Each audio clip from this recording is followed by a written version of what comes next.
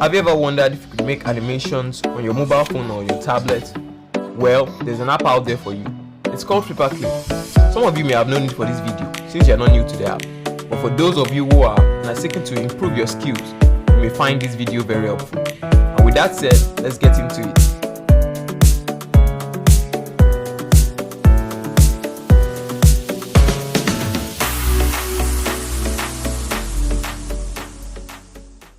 Good day everyone, and today we are back with another tutorial video. And when it comes to animation, this is my favorite part of animation, and it is the coloring. Coloring is very easy, but just like with every other thing we've been doing, when we want to start our coloring, we create a new layer. But this is not going to be an outright new layer like the rest of the videos have been, but we want to duplicate our outline layer because our coloring is going to go on the same layer as our outline. So we want to have an outline layer as a backup in case we make any mistake or in case we want to make another adjustment to our outline. So at this point of the video, I realized we no longer need the sketch layer because we've already done everything we need to do with it. We're already satisfied with our final outline, so you don't really need the sketch layer. You can go ahead and just delete that. And finally, the last thing we want to do is I want to make our backup outline layer invisible. I want to also make our shadow layer invisible because we just want to focus on our outline layer that we want to use for the coloring, and we don't want any distractions. So now that everything is done, the next thing we want to do is I want to select the color of our characters. And usually when I want to start coloring, I usually start with the skin. That's just my own personal taste. You can start anywhere you like. There is no hard rule to this.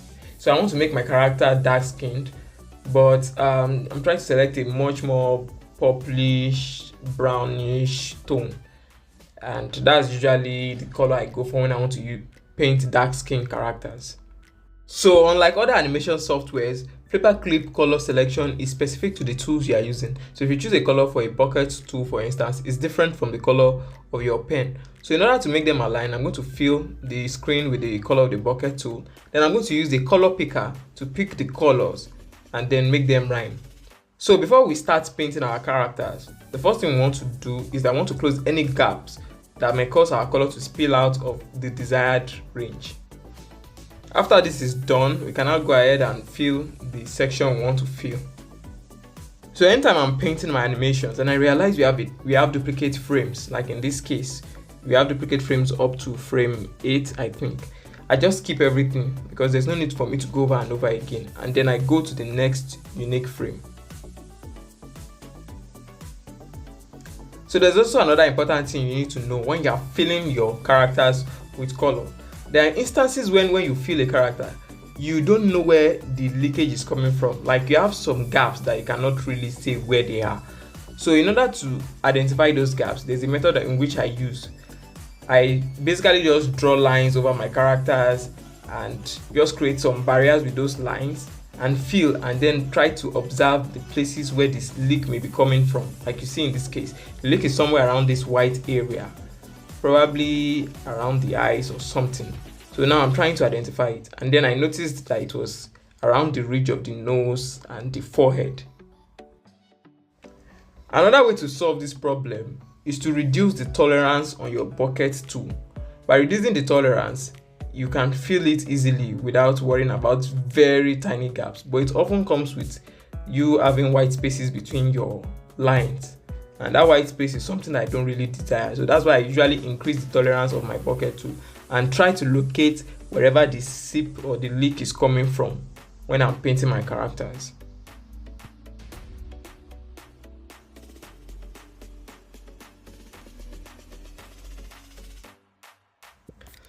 So a tip to note when you are painting your characters and trying to locate where leaks might be is that leaks are usually found in places where there are joints, like joint lines. Usually that's where you find your leaks, where you have extremely angular curves or joints like that. So anytime you are trying to fill your character and you see that your bucket tool is spinning all over your screen, just look for those angles in your drawings. Like look at this, there's an angle here, so I will just draw right. That's usually where leaks are from my own experience, because when you are drawing straight lines, you don't really take your hand off the pen. So usually those parts are always very close. Straight lines are always very close. When you see those curved or angular lines, note there's a very good chance there might be leaks around those parts.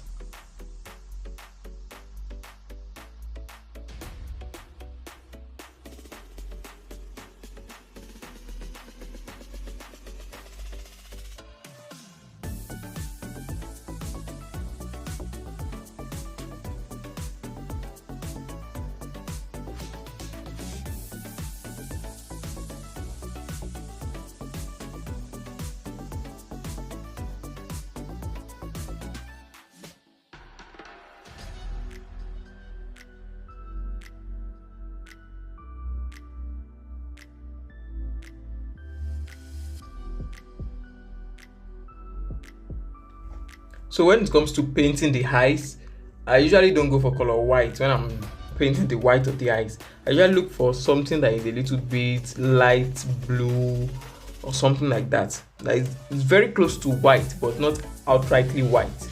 Because your eyes, when you really think about it, is not just outrightly white.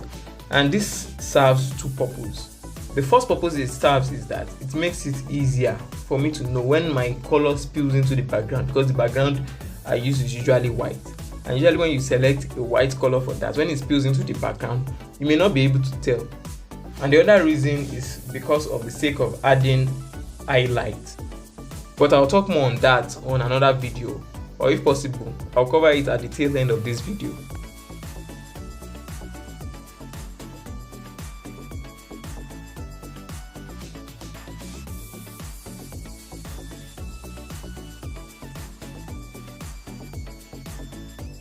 Now we are almost done with our animation, and you can all see that it's already looking very nice, but there's still one part we haven't colored, and that's the iris.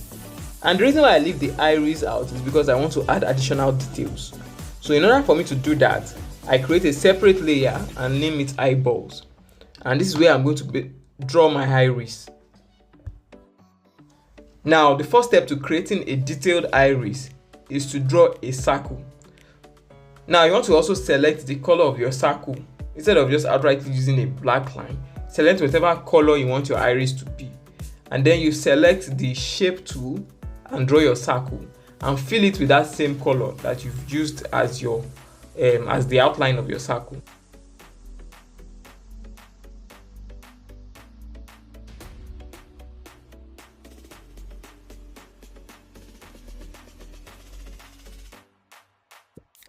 Now that our circle is ready, any additional detail we want to add to the color of the iris would be done within the circle. And because we don't want any details that we are doing within the circle to spill out, the first thing is that we go to our layer settings and we enable the alpha lock. Now enabling the alpha lock will enable us or give us the ability to just draw only within the circle without fear of drawing outside it. As you can see, I'm using a darker shade of green to highlight the outline or the edges of the circle. The other part of me making or putting additional details in my circle are things that it's better if you just sit and just look at it yourself. So in order for you guys to follow it better, I won't speed up this part of the video, so you can just look at how everything is done.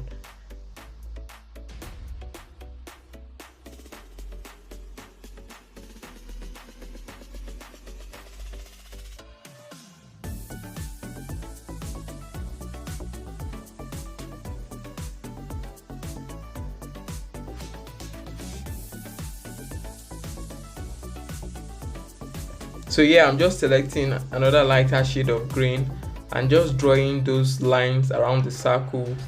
And the reason is because, you know, the iris it has muscles around it that connect it to the pupil, so that causes contraction and expansion. So I'm just adding those additional details to it just to make it look much more should I say realistic, though not outrightly realistic, but you know, the more details you have in your animation, the better it actually looks. But there's a reasonable amount of details you can add to animation, because once again, I know I've said this a million times, animation is a very time consuming process. So you want to minimize the amount of details you are putting into your animation as much as possible, especially if you are a solo animator, you are the only one that is working on your project and you want to make your project on time.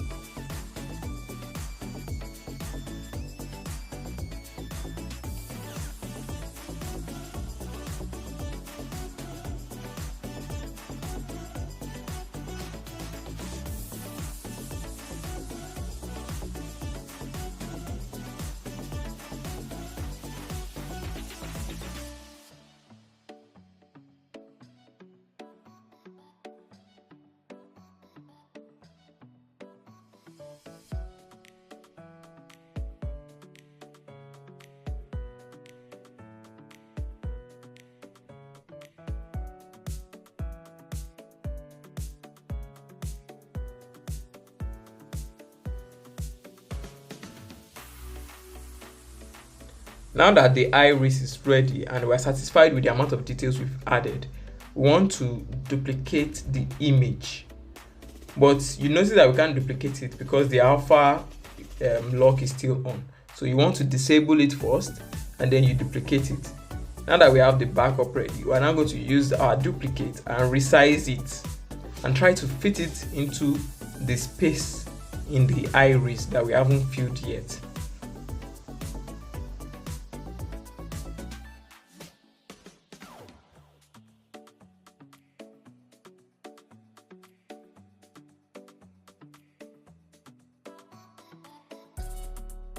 If you're satisfied with the way it looks and fits into the space, you can copy that image that you just adjusted into the iris and then duplicate it and move it again to the next frame and adjust it again using the transform tool.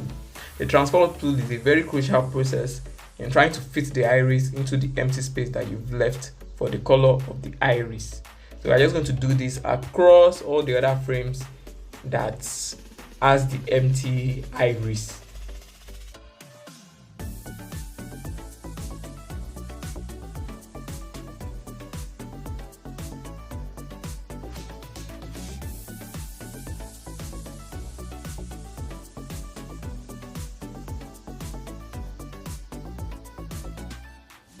As you can now see, our animation is looking complete and nice the more we add this to the eyes. Look at, instead of just having a boring green eyes, we have a detailed eyes.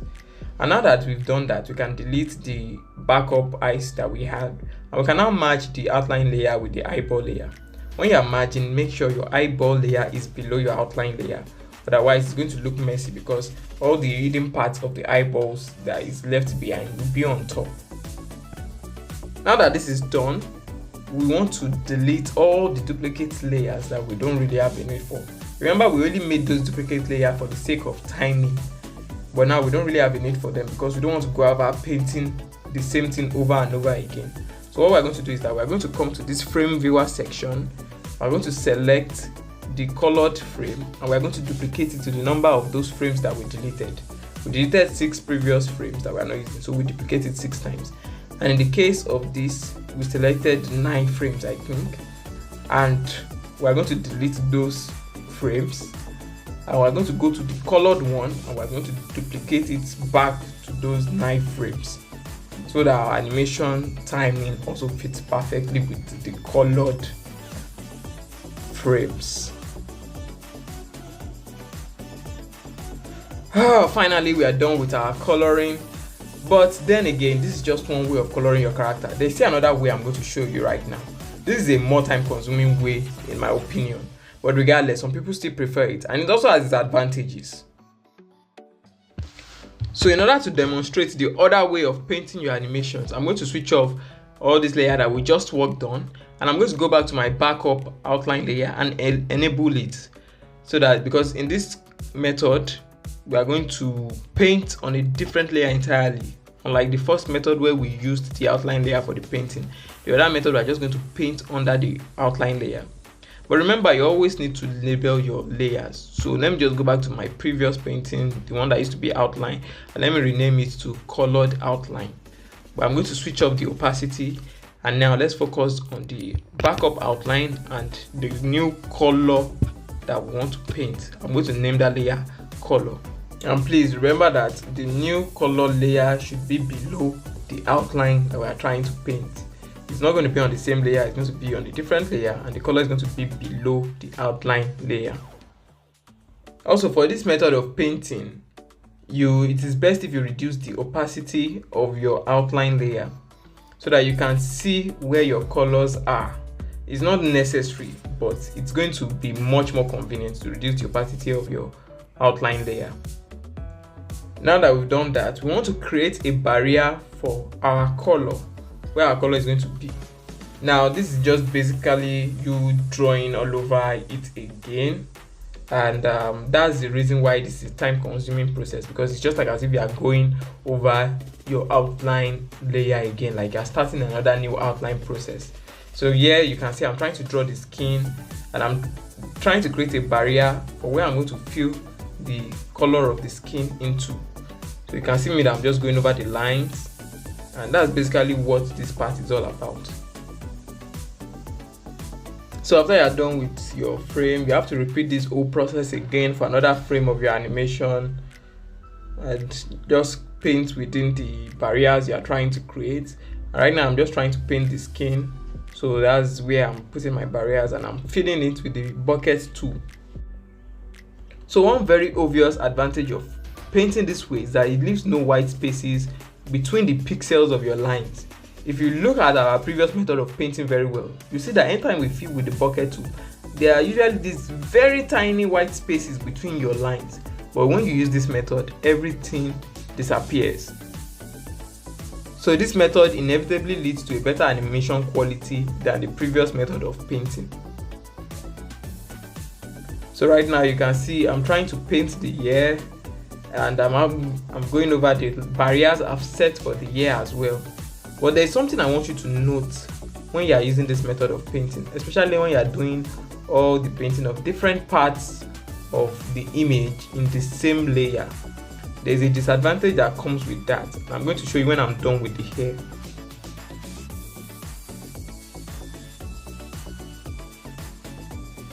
Now that I'm done with the hair, I'm applying the fill tool to cover the spaces that I want the orange part of the hair to be.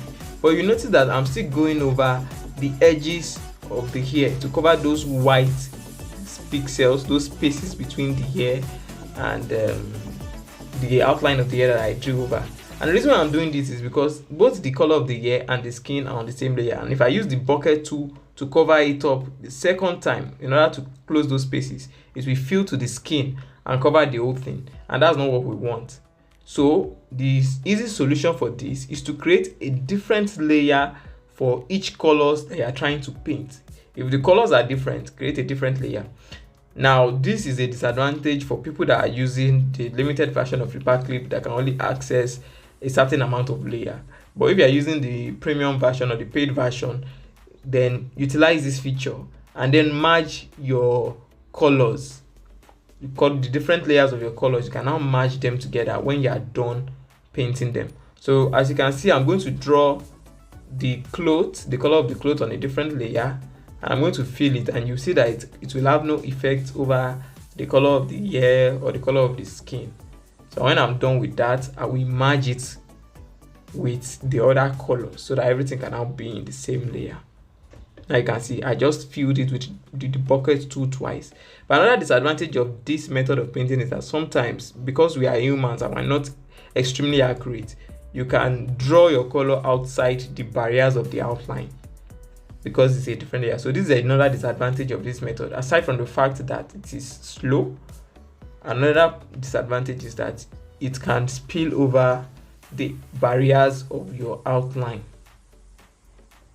Now, the color spilling over the barriers of your outline might not be a disadvantage to some, because some artistic styles of animation love their colors not being restricted to their outline, so everything looks a little bit rough, but it's just a stylistic approach. But for what I do, I don't really want my colors coming out of where the outline is. So I have to be very careful when I'm drawing the barriers of my outline in a different, when I'm drawing the barriers of my colors in a different layer. So look at this. It has already spilled to the black part of the outline. You can never be 100% accurate when you're using this method, unlike the previous method where you're already using the outline as your layer of color as well. So when you feel it, it doesn't really spill.